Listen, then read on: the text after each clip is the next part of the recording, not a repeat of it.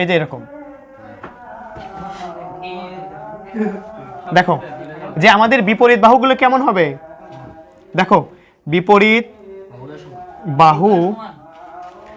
বাহুদ্বয় হবে কি সমান। আচ্ছা, আর সামান্তরিকটা হচ্ছে এরকম হয় আর কি। দেখো যে বিপরীত বাহুগুলো কি হবে, এটার ক্ষেত্রে বিপরীত বাহুদ্বয় সমান হবে।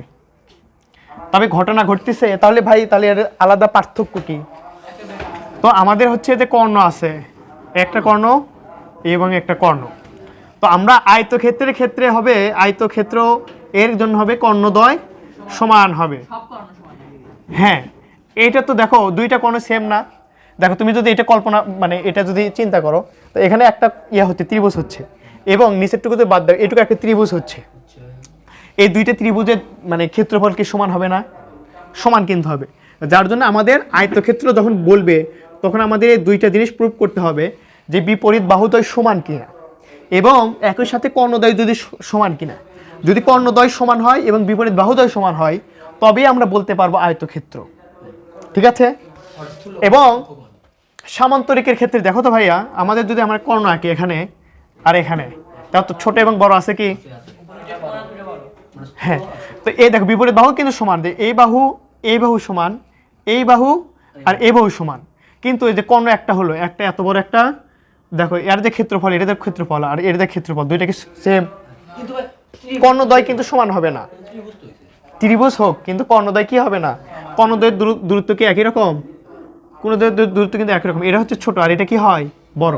এটা কিন্তু বড়, গতদিন বলছিলাম এটা হচ্ছে বৃহত্তম কর্ণ আর এটা কি হয় ক্ষুদ্রতম কর্ণ। আর যার জন্যে কি হয় না বলতো, কর্ণদ্বয় কি হয় সমান হয়? কর্ণদ্বয় সমান নয়, কর্ণদ্বয় সমান নয়। তো আমাদের এই কোশ্চেনে বের করতে বলছে কি আয়তক্ষেত্র। তো আমরা বিপরীত বাহুদ্বয় সমান কিনা এটা আগে প্রথমে হচ্ছে বের করব, তারপরে হচ্ছে যদি সবগুলো এরকম বিপরীত বাহু সমান হয়, যেহেতু আয়তক্ষেত্রে বলছে তাহলে কর্ণদ্বয় সমান কিনা এটা আমরা বের করব। হ্যাঁ, কর্ণদ্বয়ের দূরত্ব তোমার এখানে পয়েন্ট থাকবে না, এখানে এ, এখানে হচ্ছে বি, এটা হচ্ছে সি, এখানে ডি, তো এখানে তো একটা বিন্দু থাকবে, এখানে একটা বিন্দু, এখানে বিন্দু, এখানে একটা কি থাকবে বিন্দু থাকবে। তো আমরা তো এগুলো বের করতেই পারবো না? এর দূরত্ব, এর দূরত্ব, এর দূরত্ব, এর দূরত্ব, এরও তো বের করবো। তাহলে দেখো তো এই যে কর্ণ হলো, তাহলে এ পয়েন্টও জানো, সি পয়েন্টও জানো।